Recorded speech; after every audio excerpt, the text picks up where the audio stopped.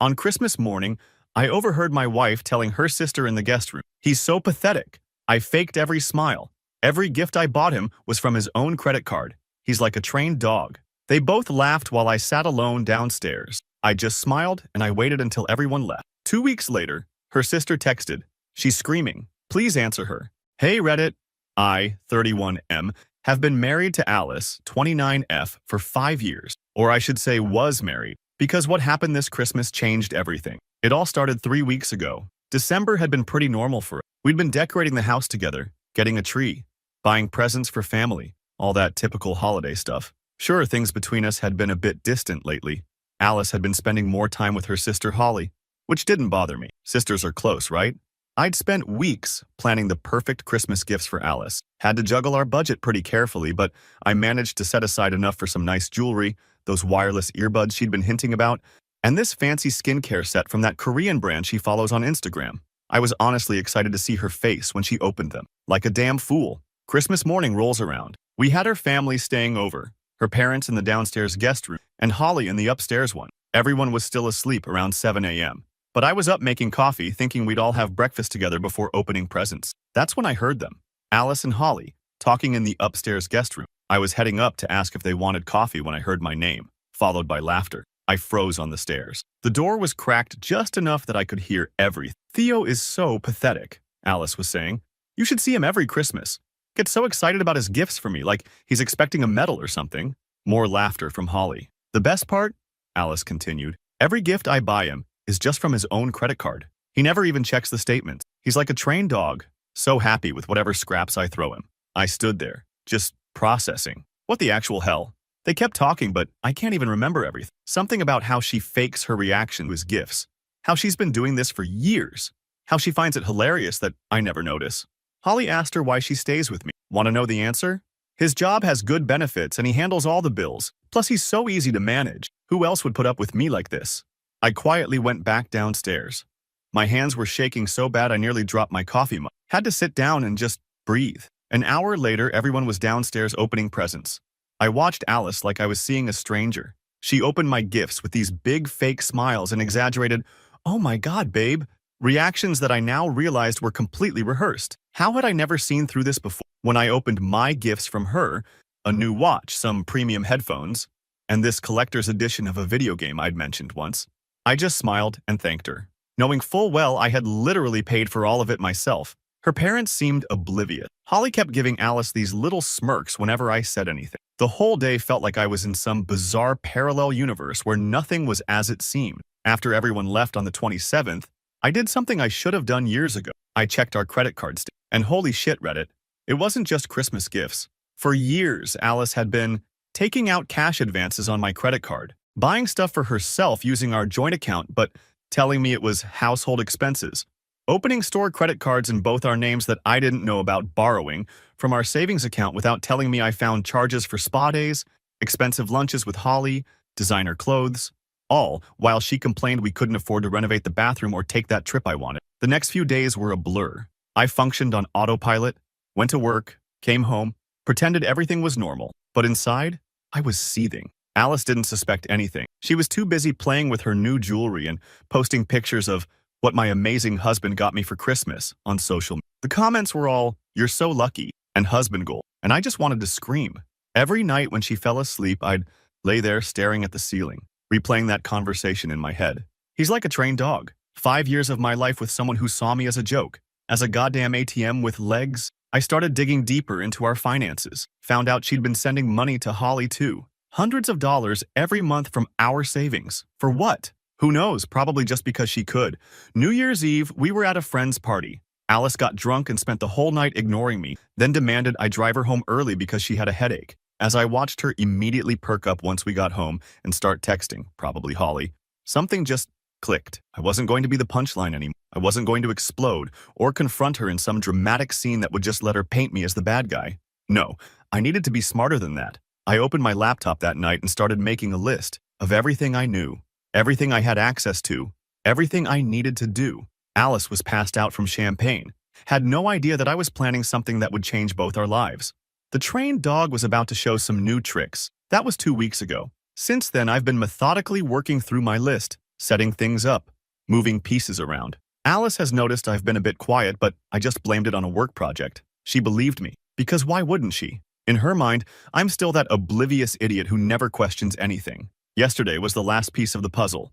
I confirmed something I'd suspected but needed to be sure about. Won't go into details yet, but let's just say Alice and Holly's little game goes deeper than I initially thought. Tomorrow, everything changes. I've taken the day off work. Alice is going to her sister's for the weekend, thinking I'll be here waiting like I always am. Like that trained dog she laughed about. She has no idea what's coming. I've never felt so calm, so focused. It's like all those years of being taken advantage of have crystallized into this perfect clarity. I'm not even angry anymore. I'm just ready. Ready to show Alice and Holly exactly who they've been playing with all this time. Update. OP here with the update you've all been waiting for. First off, thank you for all the comments, DMs, and awards on my last post. Never expected that kind of response. Reading your messages has been both validating and honestly a bit overwhelming. So, the last 2 weeks. Where do I even start? After discovering Alice's betrayal, I went through this weird calm phase, like unnaturally calm. I wasn't sleeping much, maybe 4 hours a night, but my mind was razor sharp. It's like all those emotions got channeled into pure focus. The morning after my last post, I noticed something strange. Alice asked if I wanted coffee while she was making some. She never does this. In 5 years of marriage, I've always made my own coffee. It was like she sensed something was off and was trying to be extra nice. Too little, too late. First thing I did was call my bank. Had to take my lunch break sitting in my car for privacy. Changed all my passwords, set up 2-factor authentication, and requested new cards. Told them my wallet felt sketchy after a trip to the grocery store. They overnight shipped everything to my workplace, not home. When Alice texted asking why there was a fraud alert on our joint account, I just said I was updating security after reading about some data breach online. She bought it without question. The irony of her being concerned about fraud, LOL. Next, I started a journal documenting everything. Screenshots of bank statements, credit card bills, records of all those gifts she'd given me. Photographed items around the house I'd paid for that she claimed were gifts. This wasn't just for divorce purposes. It was for my own sanity, to remind myself I wasn't crazy. Day by day, I made small changes. Stopped doing her laundry, always did mine plus hers before. Didn't ask her what she wanted for dinner every night. Started going to the gym after work instead of rushing home. Declined attending her friend's birthday dinner, something I'd never done before. Stopped texting her during the day to check in. Nothing dramatic enough to trigger alarm bells, but enough that she noticed. On day 4, she actually asked if everything was okay. I just shrugged and said work was stressful. The old Theo would have apologized profusely and tried to make it up to her. Not anymore. While all this was happening, I was also taking care of the bigger stuff behind the scenes. Found an apartment. Nothing fancy, just a 1-bedroom about 20 minutes away. Paid the deposit and first month's rent from my personal savings account that she didn't know about. Started it 2 years ago for a surprise anniversary trip. Guess that was never happening now. Called a buddy from college who's a financial advisor. Met him for catching up drinks where we actually spent 3 hours going through my finances. His face, when I showed him what Alice had been doing, man, he helped me create a step-by-step plan to disentangle everything. One of the hardest parts? Not reacting when Alice would do or say something that now seems so obviously manipulative, like when she surprised me with takeout from my favorite place, paid for with my card, then expected endless gratitude. Or when she complained about how tight money was after she'd spent $300 on new clothes. I kept thinking about all the red flags I'd missed over the years. How she'd get irritated whenever I wanted to check our joint account. The way she'd dismiss my budget concerns but always had new stuff. How she gradually isolated me from my friends, especially Jake and Mark. Those girls' trips with Holly that always seemed to cost more than discussed. How she'd make me feel guilty for buying anything for myself. Speaking of friends, I reached out to Jake and Mark for the first time in like 2 years. Alice had always claimed they were bad influences or didn't respect our marriage. Turns out they'd tried to contact me multiple times, but Alice had told them I was too busy. We met up for beers and it was like no time had passed. I didn't tell them everything yet, but it felt good to reconnect. Around day 8, I noticed Alice texting frantically more than usual. Later that night, I pretended to fall asleep on the couch, but actually saw her slip into the bathroom with her phone. The door wasn't fully closed, and I could hear her talking to Holly in hushed tones. Something's wrong with Theo. He's acting different. What if he knows something? Holly told her she was being paranoid, that I was too clueless to figure anything out.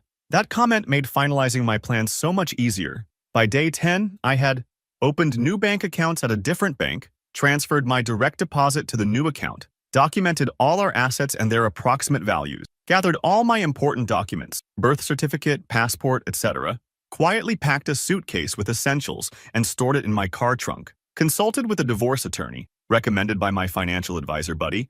Alice was definitely sensing something was up.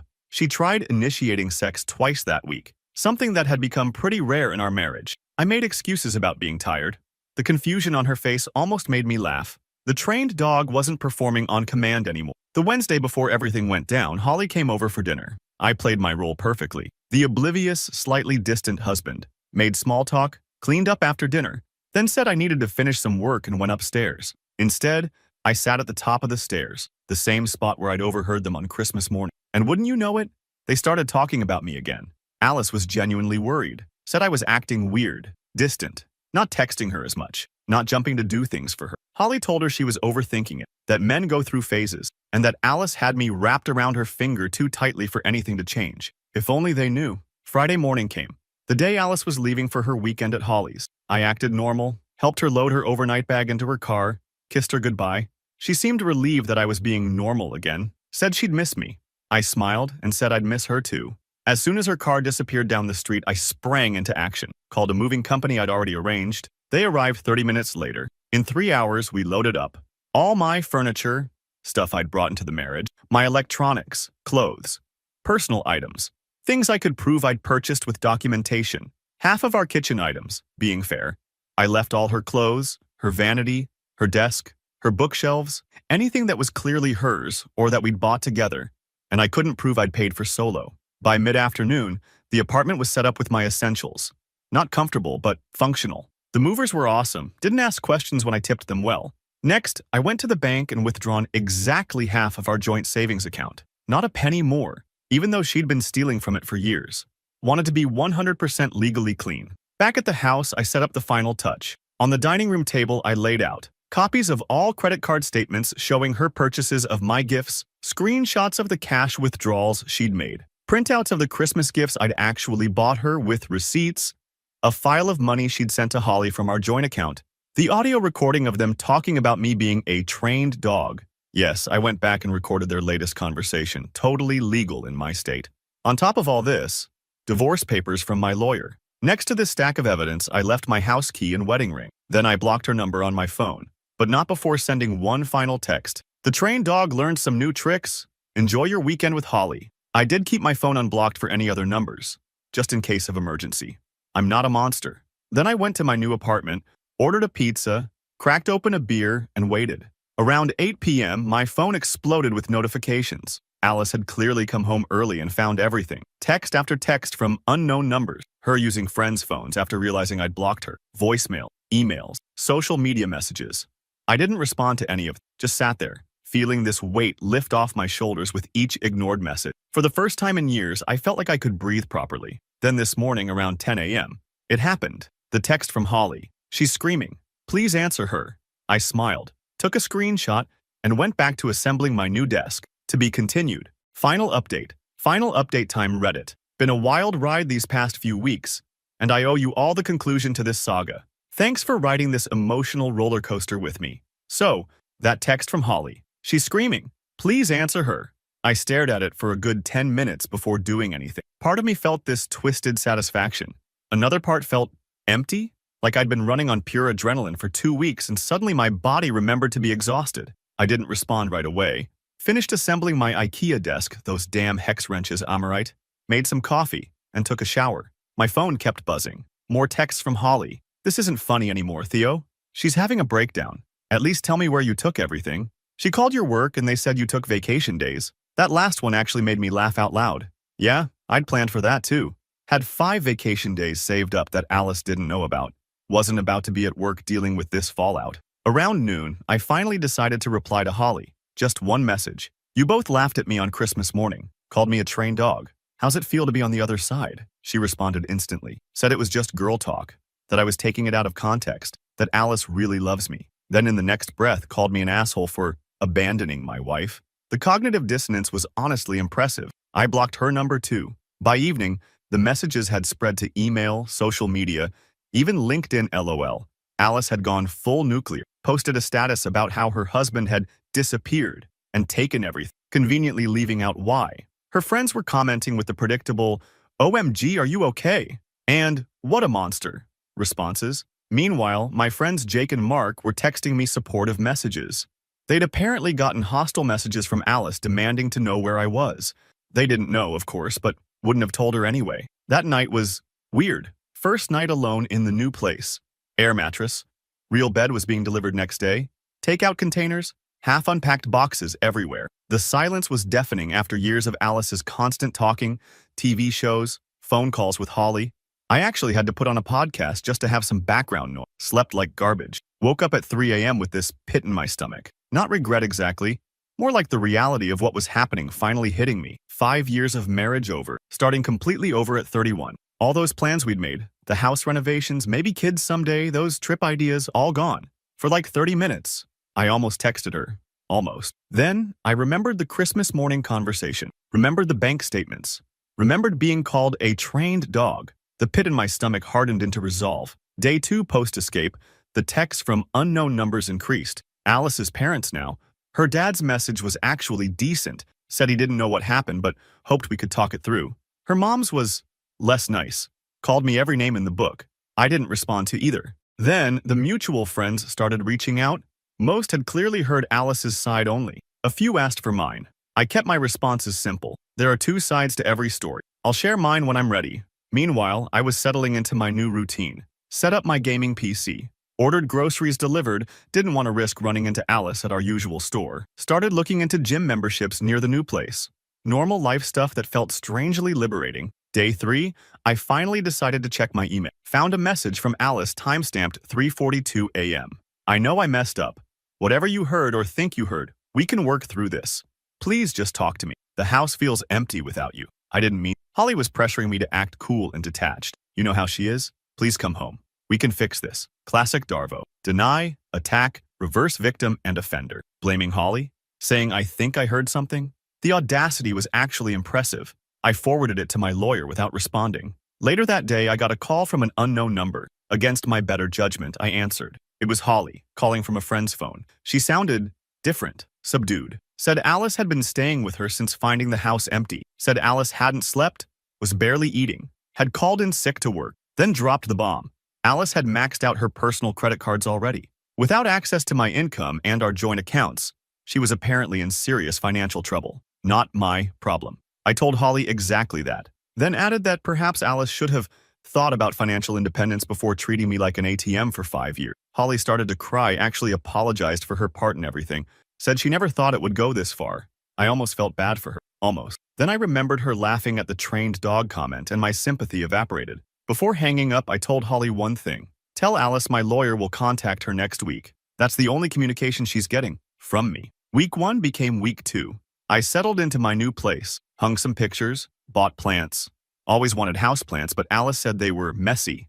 The divorce paperwork was moving forward, slower than in movies, faster than I expected. Alice's approach shifted from rage to desperate bargaining. Flowers delivered to my work. How did she even find out I was back? A handwritten letter in my mailbox, definitely stalking me. Even a sad playlist shared to my Spotify, immediately blocked. Through it all, I maintained radio silence. Let the lawyers handle everything. The financial fallout hit her hard. Found out through a mutual friend that she had to get a roommate for our house. Couldn't afford the mortgage alone. That roommate? Holly. The irony was chef's kiss. 3 weeks post-escape, we had our first and only face-to-face meeting with lawyers present. Walking into that conference room and seeing Alice for the first time was intense. She looked smaller somehow, tired, hair pulled back messily, not the perfect styling I was used to seeing. The moment she saw me, she started crying, tried to approach me, but her lawyer held her back. My lawyer laid out my terms, selling the house and splitting proceeds, even though I'd put down most of the down payment. Division of assets already completed. What I took was documented as mine. No alimony. We'd both worked throughout the marriage. Clean break. No contact. Her lawyer countered with some ridiculous demands. She wanted the house. Wanted me to pay outstanding credit card debt. Wanted alimony. My lawyer simply pushed across the folder of evidence. The credit card statements, the recordings, the documented financial abuse. Alice's face when she realized I had receipts for everything. Priceless. Her lawyer's expression changed too. They asked for a private consultation, and when they returned, their demands had shrunk considerably. We didn't settle everything that day, but the tone was set. This wasn't going to be Alice getting her way again. This was consequent. Outside the meeting, Alice tried one last time, grabbed my arm in the parking lot. Her lawyer had already left. She was crying, mascara running, saying she'd change, she'd get therapy, she'd never talk to Holly again if that's what I wanted. For a split second, I remembered the Alice I fell in love with, the woman who used to laugh at my bad jokes, who nursed me through that terrible flu 3 years ago, who looked so beautiful on our wedding day. Then I remembered Christmas morning. He's like a trained dog. I gently removed her hand from my arm and said the only words I would directly say to her, I deserve better than being someone's joke. So do you. Then I walked away. The divorce finalized 3 months later. Faster than average, my lawyer said, because we had no kids, and Alice ultimately didn't contest much once she saw the evidence. We sold the house, split the proceeds, divided the remaining assets, signed the papers, just like that. 5 years of marriage reduced to signatures and legal terminology. It's been 6 months now since that Christmas morning. Spring has turned to summer. My apartment feels like home now. I've reconnected with old friends, made some new ones, started taking a cooking class, something Alice always said I'd be terrible at. Turns out I'm not half bad. Alice? Last I heard through the grapevine, she's still living with Holly. Apparently, their perfect sister relationship cracked under the pressure of actually living together. Holly's boyfriend moved out when Alice moved in. The financial strain showed Holly who Alice really was, someone who takes and takes. Sometimes at night, I still find myself thinking about everything. Not with regret, but with this strange sense of wonder. How did I not see it for so long? Why did I accept being treated that way? Therapy is helping me understand that it wasn't weakness, it was trust. I trusted someone who didn't deserve it. Yesterday, I got a friend request on Instagram from Alice. I declined it without a second thought. 10 minutes later, a text from an unknown number. I miss you. I'm sorry, I've changed. I didn't respond. No need to. That chapter is closed. The trained dog learned new tricks, found a new home, and is finally off the leash. And you know what? Freedom feels pretty damn good.